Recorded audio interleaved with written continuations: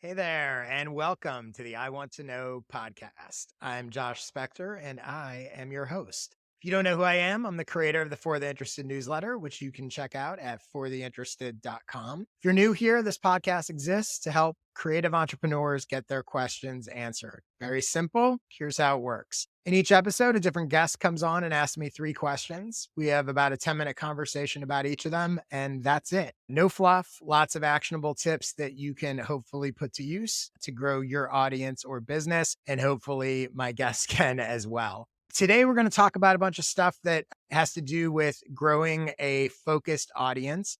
And unlike a lot of advice, which is all about how to go big, we'll talk a little bit about how to grow a small and potentially more valuable audience. We'll also get into how to create content that resonates and a bunch of other good stuff. One quick note before we get started. If you find my podcast helpful, you will absolutely love my skill sessions. They're a series of 1 hour videos where I show you how to do things like define your niche, grow your newsletter, get clients, build relationships, repurpose your content, just about everything you need to do to have a successful career and business as a creative entrepreneur. You can go to joshspector.com/sessions to check them out. You can buy them individually or buy an annual membership, in which case you get all of them. You get invited to join the live recordings. You get to ask questions. You get to come to our monthly jam session Q&As, which are just open Q&As with members. Good stuff. You will love it. Like I said, if you like this podcast. So now let's get into this podcast. Today, my guest is Daren Smith. Darren is a film producer and creative entrepreneur. He's the founder of Craftsman Films, Craftsman Creative, light bulb courses, and is an author, podcaster, and business strategist for creative business owners. He also happens to be a good guy who I have not talked to in a while, but I've gone back and forth with over the past couple of years on a bunch of stuff. So with that in mind, hey, Darren, welcome to the show. Thanks so much, man. I just wanted to chat, really. It's just like, how can I hang out with I know. Josh? I guess I'll get on his podcast if that's the only way I can hang out with him. Yeah, it's so funny because when you submitted your questions, which by the way, anyone who's watching or listening, you can go to joshspector.com/questions to submit your questions to come on the show. And I saw it and I was like, oh my God, how have I not had Darren on yet? Like, this is a no brainer. And for those of you that don't know, Darren is in a very similar niche to me. So I think if you like my stuff, you will definitely like his stuff with Craftsman Creative as well. And you had some great questions and I'm excited to chat about them and catch up with you, of course. So let's jump into it. What is the first thing you want to know? Yeah, thank you. So, for context, like everybody online seems to be talking about growing big audiences, right? That's the Mhm. game that we're all playing. If you're trying to be a content entrepreneur, a content creator, a creative entrepreneur, it's all about build a massive audience on social media, then get them to an email list, and then Yeah. I actively hate the idea of a big audience. Like every time that dive in and double down, I'm like, oh, I'm going to go back on Twitter and I'm going to do my thing, blah, blah, blah. Like within a week, I'm burnt out and I'm just like, no, I actively don't want the outcome that I'm building towards here. So my question is, I'm hoping that I'm not alone in this. You are It's not. not just I me. actually think there's a silent majority out there of, Uh huh. yeah. So the question is, how would you structure your business to be focused on a smaller audience, but like deeper connection and higher value and longer term relationships than just vanity metrics and big audience Mhm. for the sake of big audience? You know, it's funny. I'm glad that you referenced, do other people feel this way? Because I think there's a lot of people that feel this way. And I think there's even more people that probably should feel this way. I think that chasing more followers, more audience, more email subscribers, more all of this stuff, it's really a trap. And the vast majority of people drastically overestimate how big of an audience they need to accomplish whatever it is they want to accomplish. And I think that's the first important thing, which again, the fact that you're asking this question, and it's a question that I think everyone should ask themselves, is like, what are you actually trying to accomplish? Like, I'm amazed by people who maybe their business is, let's say, consulting or it's some service based business, and they can't help more than, I'm making this up, 20 people a year. And they probably can't even do that many. But they're like, how do I get 100,000 people on my email list? And it's like, what do you need 100,000? Like, you could have 40 people on your email list. And if 20 of them hire you, you're set. So I think it's got to start with, what are you actually trying to do? I always say sort of social media is a tactic, not a goal in of itself. followers and audience size is an absolutely terrible goal. It's like, what do you actually need? Now, there are businesses that do need that scale. That's a totally different thing. But in most cases, most of the people in my audience, most what I call creative entrepreneurs, they don't need nearly the amount of people that they think they need. And what happens is the chasing of that bigger audience actually prevents them from succeeding. And they wind up getting incredibly frustrated because they're trying to build all these sort of, I think you described it as a deeper connection. Like that's what they need. They need a deeper connection with fewer, more specifically targeted people. But meanwhile, they're playing this game where they're trying to get shallow connections to a massive number of people and then wondering why it's not working. Right. Even when they succeed, they go, I have 20,000 people on my newsletter list and no clients. You're doing it wrong, right? So I'm definitely on board with sort of the underlying principle behind the question. So as far as what I would do to go about doing that. So if I were focused on deeper connections, smaller audience, I think another piece of this you mentioned is higher value offers.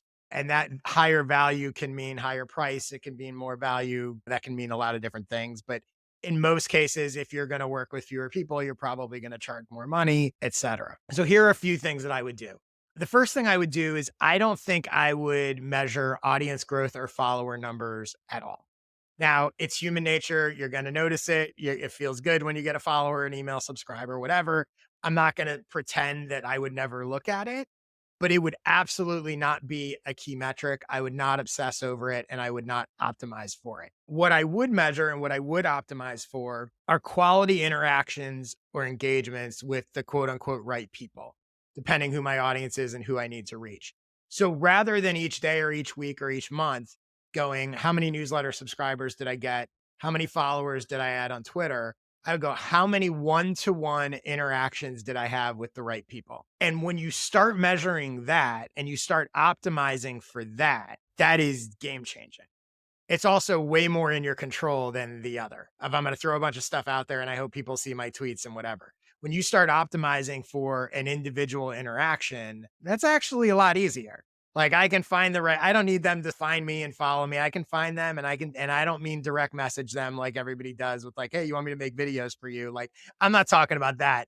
I'm talking about genuine interactions with people in various ways. And there's different levels of that, obviously, all the way up to phone calls or pitches or whatever. Another thing that I would do is I would, depending on my specific niche and my goals, I would do things that don't scale. So this is something I think that people miss. If you don't have to scale what you're doing, it's a massive advantage because the people that are trying to build these big audiences that are trying to go big, they're entirely focused on, I need my efforts to scale. I need it to be automated. I need to schedule the tweets. I need to do the auto DM. In my newsletter welcome email, I invite people to tell me about themselves. And then I reply and say, oh, you might find this helpful. You might find this. That's not automated. That's manual. That does not scale well.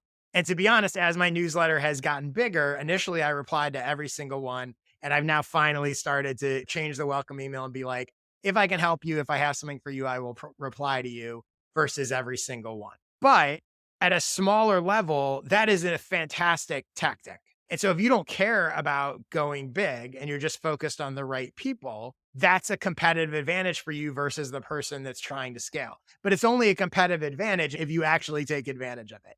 So thinking about what can you do that doesn't scale that the other people that are trying to scale aren't doing.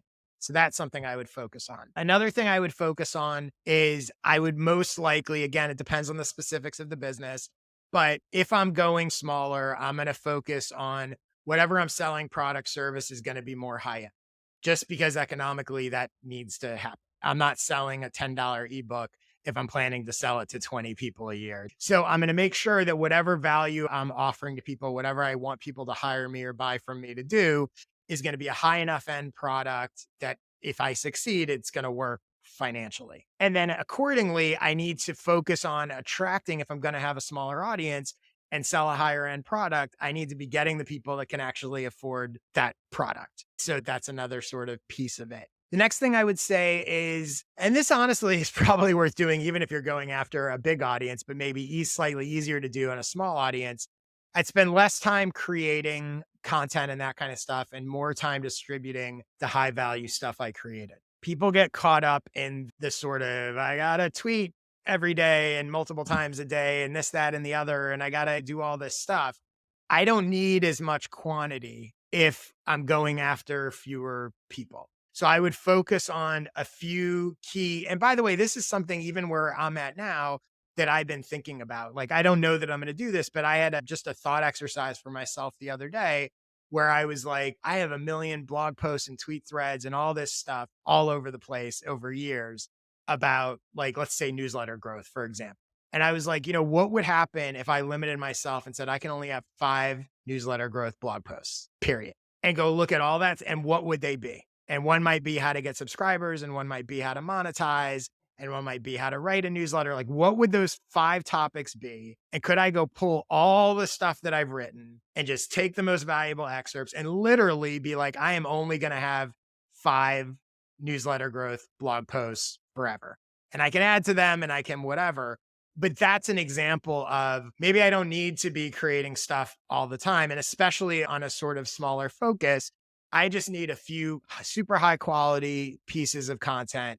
And then I need to focus more of my time on getting those to the specific individuals that I want to see them. Another thing is I would put more effort into referrals after finding the perfect person. So let's say I was in a service-based business. If I don't need a million different clients, when I get a client who's the perfect fit, I got to figure out how to find more of them. And I got to talk to them and incentivize them and spend my time figuring out how can I turn this one client into 2, into 3, into 4, whatever. Very different than a scalable product where it's like, I want 100 people. Like, yes, you can do referrals and all that stuff, and you should, but it's really different when you're sort of more micro targeting people. And then the last thing here is I would probably, when I thought about my niche, I would continue to go smaller and smaller. I would continue to narrow it, get more and more specific, and focus on high-end clients. So, for example, just taking me as an example, my work is not massively scaled, but it's also not micro niche either. But if I were to shrink it, going back to your original question, I would go, okay, well, how can I shrink? Let's take the me helping people with newsletter growth as an example. How can I shrink that down to high end specific niche? So the first thing I might do is I might go, okay, well, companies and big publications are going to be able to pay me more than an individual creator. So maybe my niche is going to be helping newsletter growth for big companies, media publications that have newsletters. And then I might go, well, what's a step even narrower than that? Maybe I'll do it for entertainment media publications. So now, and maybe in my own mind, I only need a handful of them.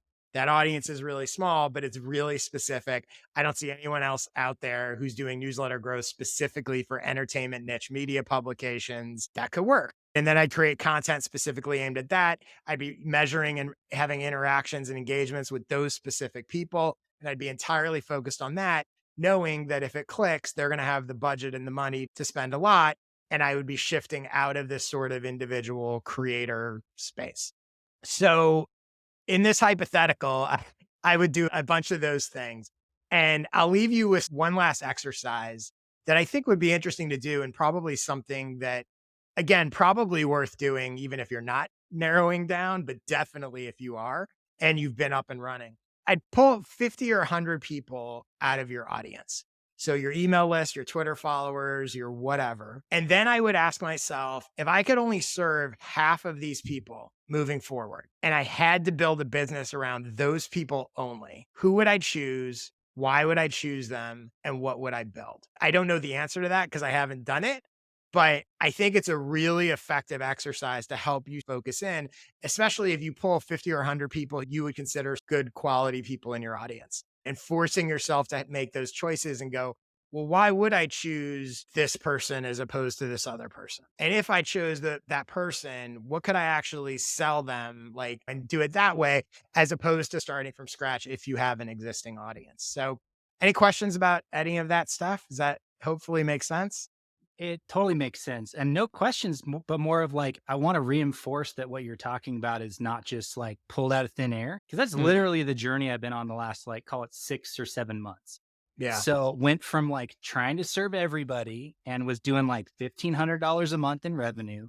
Yep. And then as soon as I narrowed in and created that like high value offer, my business 10x in like Yeah. from 1 month to the next, 10x. And What to was, for answer, people that don't know, yeah, what was the before and after of sort of your niche or focus? I didn't have a high value offer. I didn't have Uh-huh. something where I was charging 10 or 15 grand for my time to come in and help with implementation because I Mhm. hadn't yet narrowed specific, like gotten specific enough on my audience. I was trying to serve creative entrepreneurs, Mhm. and that's too broad and it was too unspecific in the sense of like I was attracting a lot of people that have not even started building a business yet. Like my Yeah. first book that I put out, most of people, probably 80%, were in the like $0 to $1,000 a month range as far as what they were making. And Yeah. I realized like, okay, that audience doesn't have money to spend on whether it's coaching or courses or consulting Mhm. events or anything like that. Okay, so what do I need to do? I need to go up a few levels. And it Mhm. was Jay Klaus and Brian Clark that were on a podcast that I co Yeah. created. And they both told me, they're like, just do a high value offer and narrow in and get really specific on who that is. And I went through that exact process like you talked about. Yeah. And my answer was, who already overvalues what I do? So I Mm. went back and I looked at who were the clients that came into my business last year and paid me more than $10 or $20. And the answer was like 100% video based production company, Yeah. agencies, film background, because that's what I do. I'm a film producer. Yeah. So when I was hopping on podcasts and talking about how to grow a business, those people wanted to learn from me and work with me.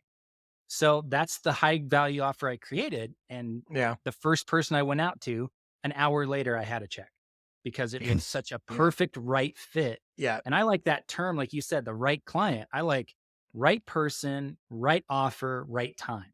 If Yeah. those three things are in place, then it's a done deal already. So I Yeah. just wanted to reinforce everything you just shared because I'm going to go back and listen to this and take notes to see if there's anything I Mhm. missed. But for those listening, like you're 100% right. And I'm living It makes a proof. huge difference. Yeah, It makes a huge exactly. difference in all the sort of time and effort that you're putting into this stuff. And it's subtle, and I think that's why so many people miss it, right?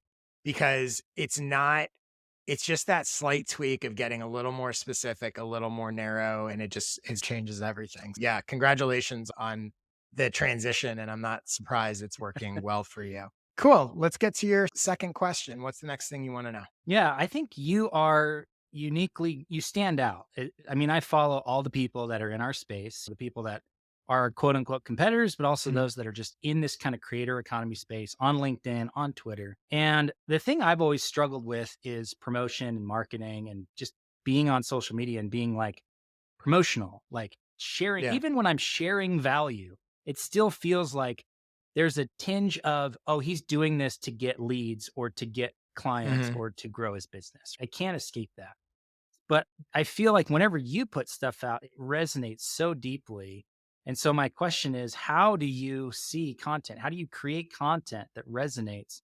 And so it's not just for content's sake, but it's actually serving, it's actually Mhm. connecting with people on a deeper level. It's a great question. And it's funny because it made me think about a lot of times you do stuff and you don't really, I'm like, well, how do I do that? Or how do I tell people to do that? It's one of the reasons I love this podcast is because questions like that force me to actually think through sort of strategically and communicate and explain both to others and to myself. Oh yeah, like this is the process of that.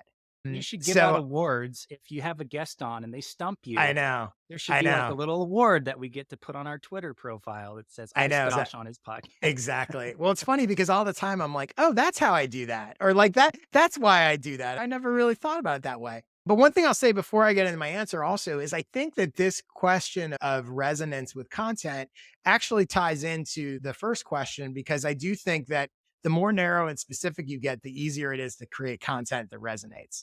And most people whose content is, take it or leave it, they're too broad. And that's part of the problem. It's really hard and I would say almost impossible to create resonant content for a audience that's broad. It's going to wind up feeling generic, take it or leave it. Much easier the narrower you get. So when I think about resonance in content, my first thought is like, okay, well, we need to sort of define the term, right? And what does it mean for content to resonate? And I think that it typically means one or more of these five things. So the person who is the audience or the person who's consuming the content, first of all, they might think, okay, I can relate to this. That in order for it to resonate with them, there has to be something relational, some frame of reference. I identify with this struggle. I identify with this goal. I identify with this point of view. There's something about it that your target audience relates to, and that makes it resonate with them. The second thing that I think makes content resonate is the person consuming it says, I can do something with this. That's why so much of my stuff is actionable. Share all the mindset stuff in the world you want, but just tell people what to do with their social media bio or what to do with their newsletter welcome email. If there's something that they can do with it, I think that's the second big thing that leads it to resonate with people. Otherwise, it's just an opinion. Maybe it resonates, maybe it doesn't. Maybe it seems obvious to them, maybe not. The third thing that I think makes content resonate is when people consume it, they say, this reflects something I believe or something that I want.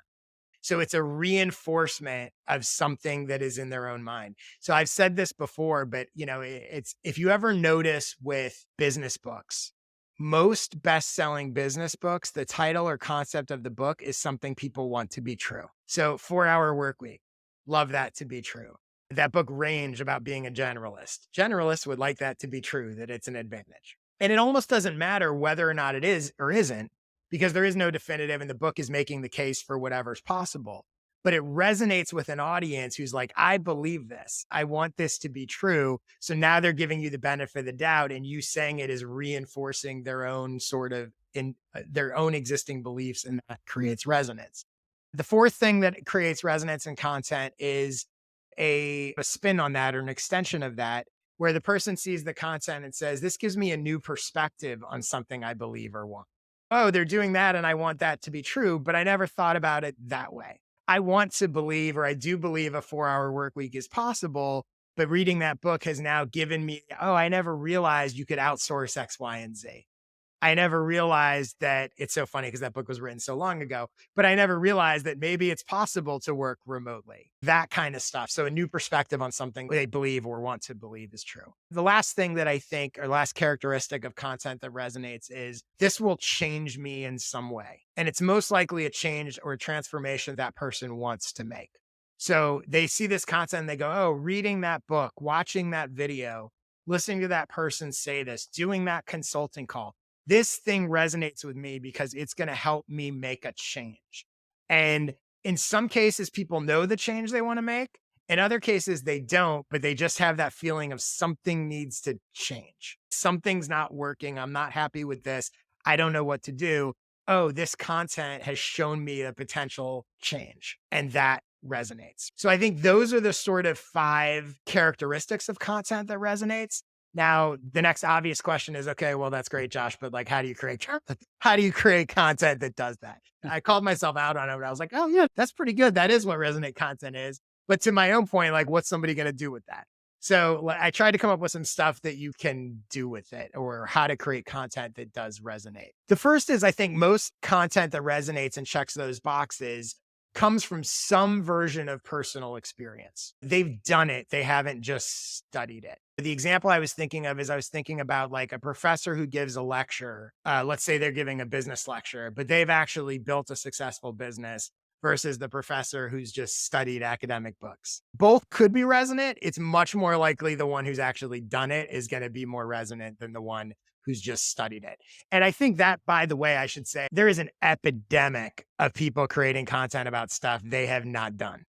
It is amazing to me that you'll see people that's like, I'm going to show you how to get 10,000 Twitter followers. And it's like, you have 6. So what do you know? So I think that's really important. I always tell people, like, you should not be creating content about anything that you haven't actually done. The next one is specificity. If you want to create content that resonates, it has to be very specific. I don't think generalizations resonate. You can post all the generic inspirational quotes you want in the world, and you might get likes, but it's not going to resonate on a deeper level. It's going to make anybody do anything. The next one, again, because of sort of action and change being so important of this, you want to create content that drives action and helps people change, helps a transformation. This doesn't need to, but should probably be very strategic. Any piece of content that you're creating, you should know why you're creating it. There should be a very specific reason for the audience and also for yourself. I'm tweeting this thread, I'm writing this blog post, I'm doing this video, I'm doing this podcast because I want this to happen. I want the people that are consuming this to get X, Y, and Z. I want it to help them do this, and I want it to do this for me. By providing value to them, it's going to create value for myself in this specific way. No more like what I call just random acts of content. I'm posting a tweet today because I'm supposed to tweet every day is not a good reason to post a tweet. A recipe for disaster. That resonates, by the way. Yeah, see, exactly. We've all been there. And then last one, there's a reason the content exists beyond to serve me. And I think that's an extension of what I said before of like, you shouldn't just be creating content because you have a product to sell. The content should be helping people who then can get the product because they want more help. And then the last thing I think also is this idea of creating content for content's sake, which is what I just touched on. Every single piece of content you create should be designed to serve a specific purpose. And I think this is another good exercise, good and potentially scary and uncomfortable exercise to do. But literally go back and look at what you recently created and analyze what purpose did it serve for the audience and also for you, because it really should be both. Like the whole point of providing value, like, yes, most importantly, it should provide value to the audience, but it also should be linked to what you're trying to do, whatever that is. Go back and look at your last 20 tweets. Go back and look at your last 5 blog posts, whatever it is, and look at them just through this lens and go like, what was the purpose of this? What was I trying to do? And some of it also, again, with things like blog posts and whatever, you can change it. So looking at it and going, well, maybe if I made these edits, I could optimize. Like maybe this is a good piece of content, but it's not really serving a purpose, but it would if I added X, Y, and Z. And being very deliberate, because I think we all fall into the trap of just creating content. Like you get in the flow and you're like, oh, this will be good. And people want to know this and people want to know this. But it's really helpful to take a moment and go, am I being as strategic with this content as possible? And that will ultimately help it resonate. Any questions about any of that? No, it's really cool. Actually, I do have a question because Yeah. I'm assuming that you and I are similar in that it's easy for us to build stuff, right? Spin up a podcast. It's good. You know how to do it. It works. You know how to do skill sessions. You know how to do your daily newsletter. I'm in the same boat. Like I can write and create a new piece of content Yep. all day long, but the marketing is where I'm lacking. And so I guess the question is, or the follow-up is, how do you prevent doing too much, too many different versions of building this? And, oh, maybe I'll just add a newsletter. Maybe I'll just add a Yeah. Twitter. Maybe I'll just add another channel instead of really forcing yourself to do to get the results. Because the truth is Yeah. always in the results, right? If I'm not Yeah. getting leads from X piece of content, what makes me think I'll get it from Y piece of content on a different platform if the content itself isn't generating the outcomes like you were talking Yeah. about? It's really hard. It's not easy. And it's definitely, I think, again, for people like us who like to build, like to create, like to see opportunities everywhere. Yeah. I don't use Instagram. I don't use TikTok. I barely use LinkedIn. I know there's opportunities there, but you can't be everywhere. And we'll put a link in the show notes. There's an episode of the podcast where I talked about things that I've developed to sort of avoid burnout, which is a piece of what you're talking about. And one of the big things for me was really putting up some sort of boundaries and figuring out how I was going to prevent myself from taking on too much and from doing too much. And in that excerpt and in that episode, I talk about the specifics of how I do that. But, some of them, like one, for example, is if I'm going to take on something new, something else has to go. So there's that famous like saying, which is like, you can do anything you want. You just can't do everything you want. So that is really helpful on a couple of levels because it's like, okay, for example, like when I said I was going to start doing this podcast, I used to publish a blog post every week. That has gone by the wayside. Like I haven't posted blogs in a long time. I'm a good writer. I like writing blogs. But if I'm going to start doing a weekly podcast, something has to go.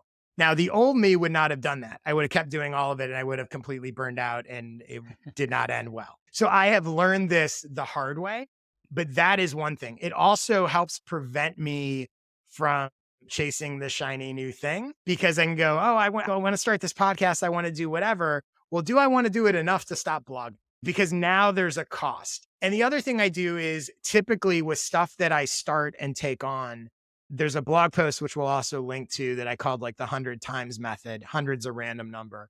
But the basic idea is I would commit to doing whatever it was a certain amount of time up front. And so that does a couple things. Number one, it prevents me from jumping into things.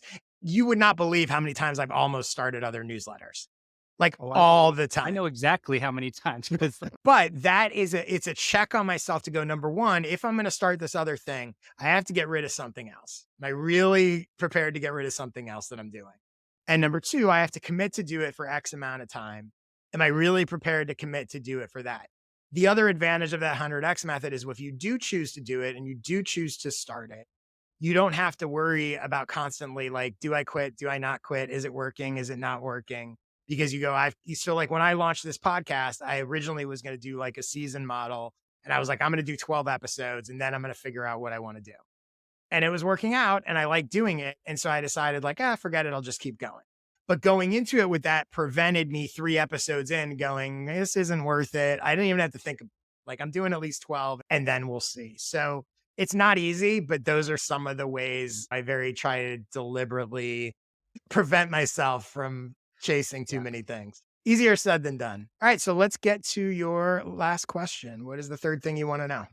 awesome. So we've read the books like Get Different, Mike McAllowitz. It's a great book. There's a lot of people talking about differentiation and positioning and standing out in a marketplace. Yep. And to me, that seems like a shortcut. It's like, oh, instead of doing what everyone else is doing and being another one of these, why don't I just do it a little bit differently? And then I'll stand out. I feel like the best example I have of doing that, and it's, I think originally how you and I connected was I was writing my book in public about a Mhm. year and a half ago, August, September of 2021. I would just write chapters and then publish them online as I was writing, sometimes without Yep. even editing. Yeah. But everybody was like, "What is this guy doing? He's like writing a book and publishing the Right. same 5 minutes later?" I'm like, yeah, but it got me my first couple hundred subscribers and it got me connected to people like Mhm. Justin Moore and Jay Klaus and all these awesome people.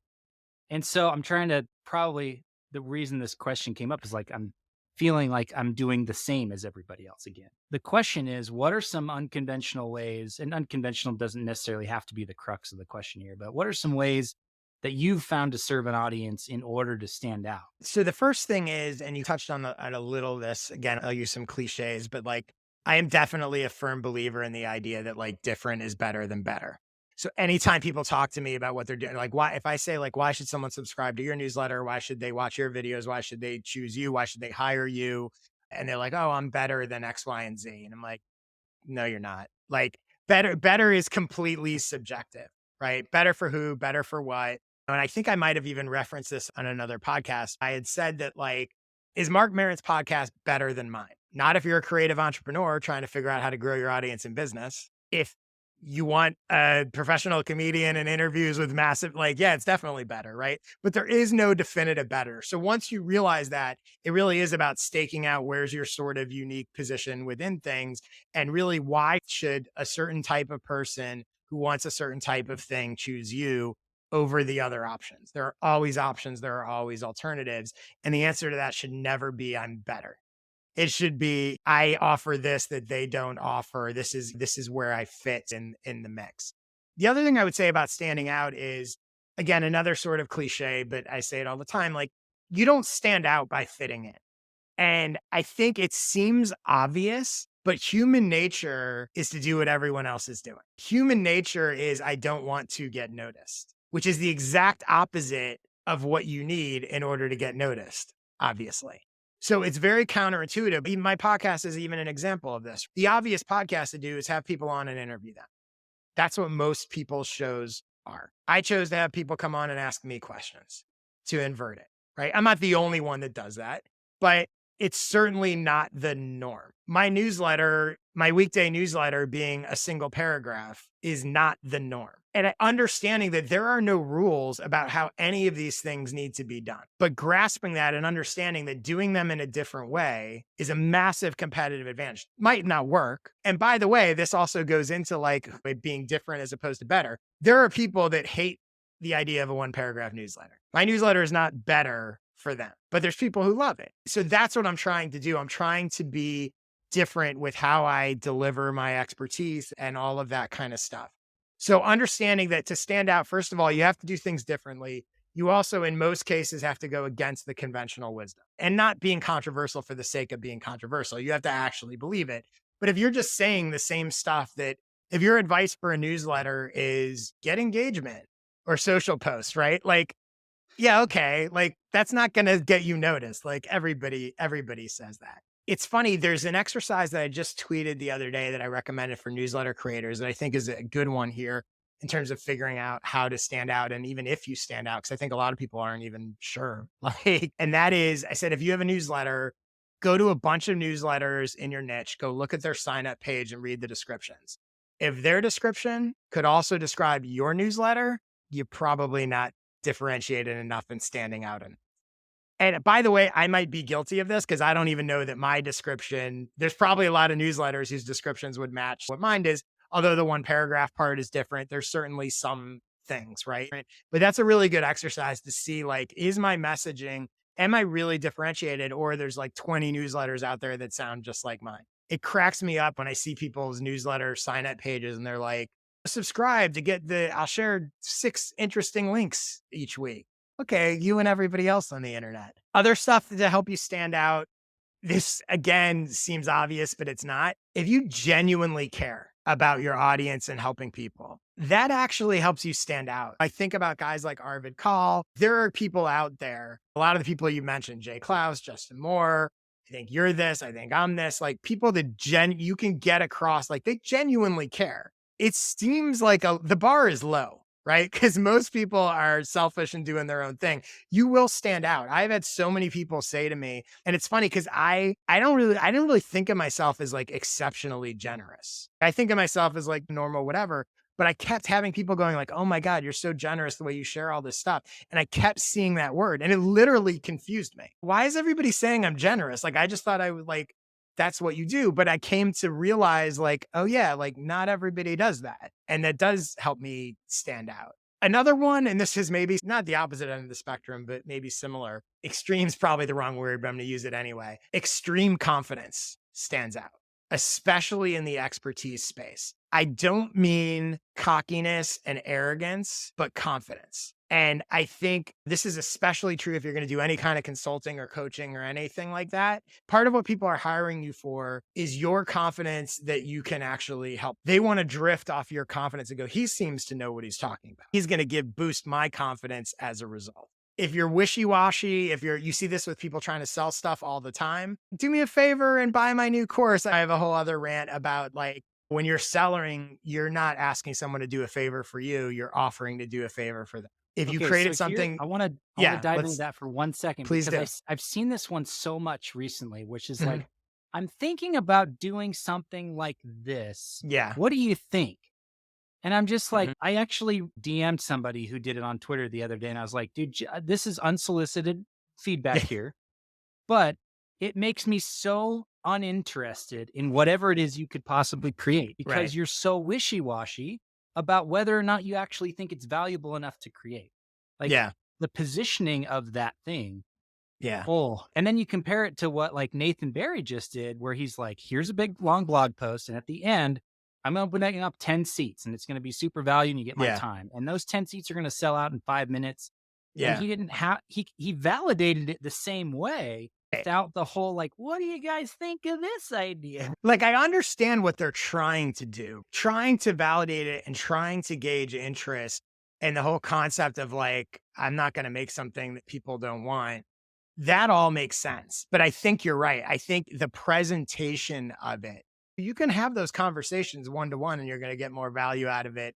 Anyway, this also speaks to the shrinking of the audience. Go DM 50 people in your audience and say, hey, I'm thinking of making a thing. I'm thinking it might be this. Assuming I make it, what would you want in it? What's interesting with my skill sessions, the members get to vote on the topics. So I offer them like, okay, my next skill session is going to be about one of these 3 things. What do you want?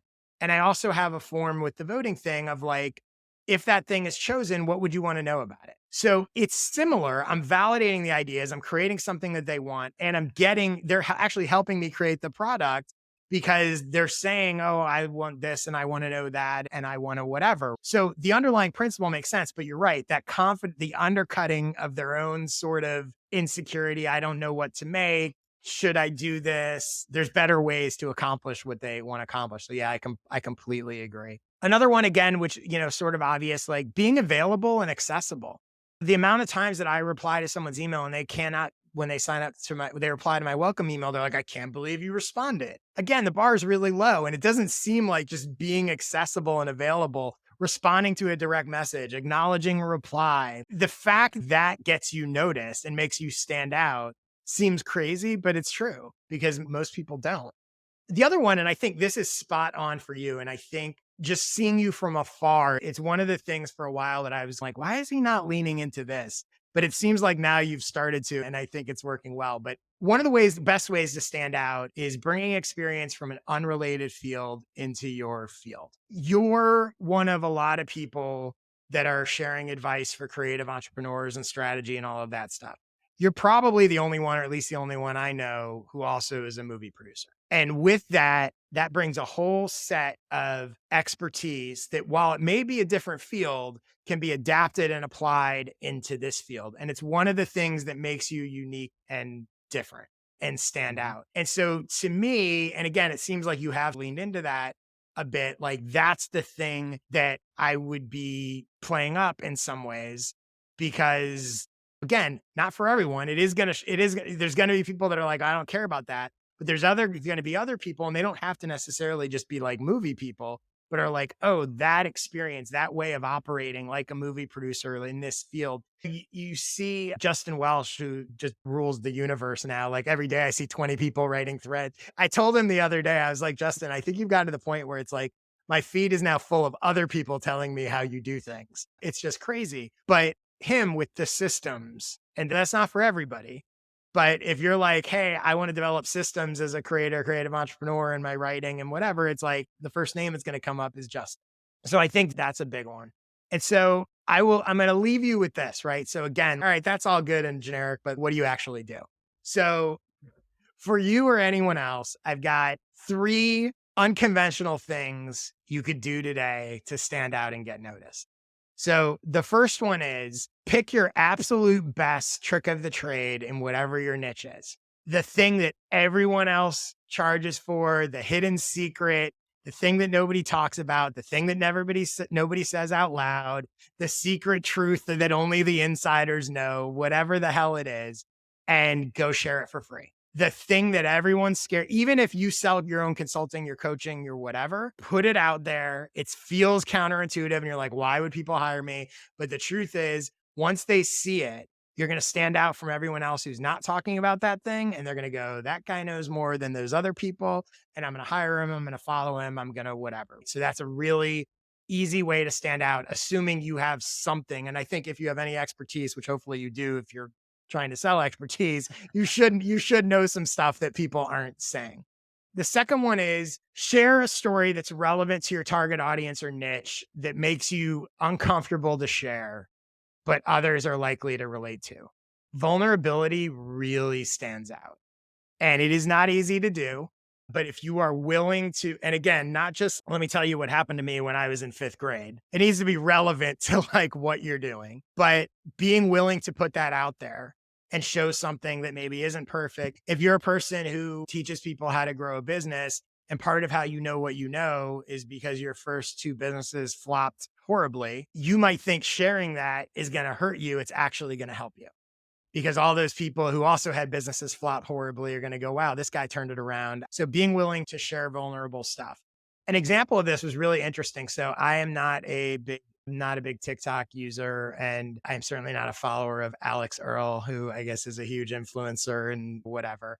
Internet. Exactly. So Alex Earl, she's like a college girl at the University of Miami, and I guess has millions and millions of followers. But so she was on Howard Stern recently, and he was interviewing her, and she said something really interesting. He was talking about like when her TikTok took off. And she said that she lives with, I guess, a bunch of other like college girls and a thing and whatever. Right. And so he was like, is that when it all took off? And she said, no. She said, I was posting videos and bikinis and all this stuff, whatever. And it just wasn't really doing anything. And then she had this massive, horrible acne attack. Terrible. And she was terrified to post anything. But she started to post with the acne and with all the everything. And she's like, that's when it took off. And she was shocked. because all these people were, oh my God, this beautiful girl also gets acne. And it was real and it was vulnerable. And it's a perfect example of how did she stand out from all the other bikini girls on TikTok? It was because she showed the thing that most people would not be willing to show. So I think that's vulnerability really helpful. And then the last one, this is slightly crazy and takes some guts, but we talked about unconventional. Offer a double your money back guarantee. So everyone out there is like, buy my product. If you don't like it, I'll give you your money back. Buy my product. If you don't like it, I'll give you your money back and give you an extra $100 and give you an extra $50 and give you a whatever. Takes it from the kind of promise that will just be glossed over to one that's going to that's going to make you stand out and get noticed. Now, if you're going to do that, you better be sure that your product is actually good. You better be promoting it to your actual audience, not random people who just want to get free money, like that kind of stuff. But that kind of outrageous offer can really get you noticed. James Schramko had this guy who's been on his podcast a few times. I forget his name, but it's like his nickname's like Toe Cracker. I don't know. Anyway, he's like a marketing sales copywriter guy.